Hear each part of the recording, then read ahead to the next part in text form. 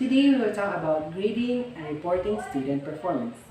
In some schools, teachers develop common understandings of what it means to grade fairly. For advocates of students-based grading, highly structured district guidelines are recommended. Some districts allow teachers discretion about grading practices. This includes each teacher develops a personal philosophy of grading that translates into what they do. It is important teachers understands the different purposes or functions what grades serve, the types of comparison standards that are used, the need to use methods and comparisons that best met the grade's major purpose. Grades often serve several purposes or functions. The decisions and judgments made are subjective and intuitive. There is no single correct procedure or set of rules that standardize professional decision making, despite the use of grading scale and calculations of a score to create a grade. Decisions may seem objective, but they are not. Teachers differ in the meaning of their students' performance. There are wide range of factors that influence teacher judgment about grades: teaching experience, understanding of the learning context, knowledge of the subject area, personal value systems. To be an effective teacher must understand the issues, make some informed judgments, have confidence in their decisions. Teachers often negotiate between several conflict demands when making grading decisions. They may experience pressure to adopt certain grading practices. Example, practices that may not promote learning. They need objective evidence of students' performance to defend grades to parents. District policies may restrict the nature and use of different grading procedures. Tension exists, but grading decisions should be based on what is best for learning and motivation. Teacher internal values and beliefs need to be taken into account. They provide a rationale for using grading practices based on enhancing the teaching or learning process.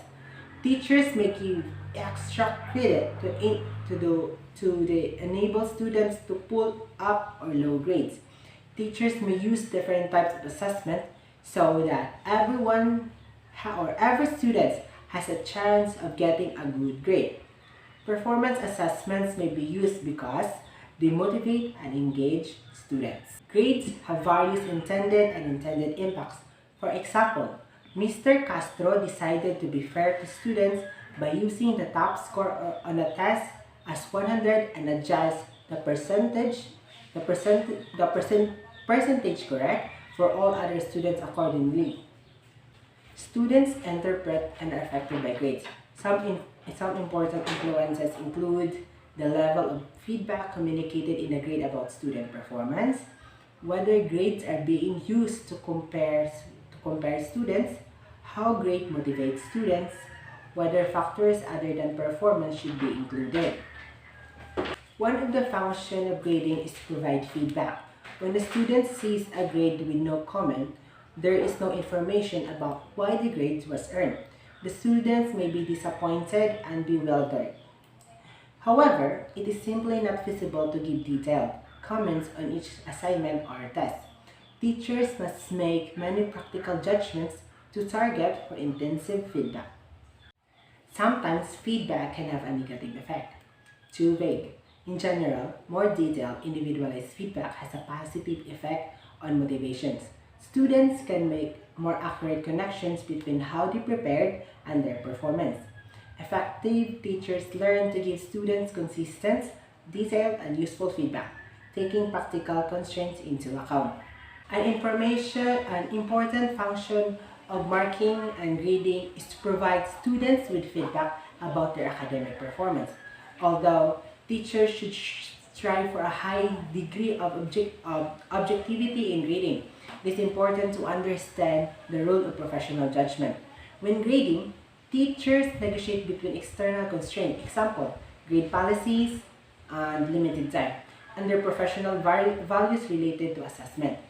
Teachers need to provide a sufficient level of detail for grading to be informative for students.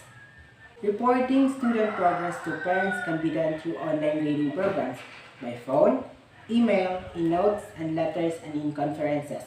Reports to parents should be well prepared with samples of student work to illustrate progress and areas that need further attention. Teacher-parent conferences are informal, professional meetings during which teachers discuss progress with parents and determine next steps. Students lead conferences with parents, promote student self-evaluation, and parent involvement. That would be all. Thank you.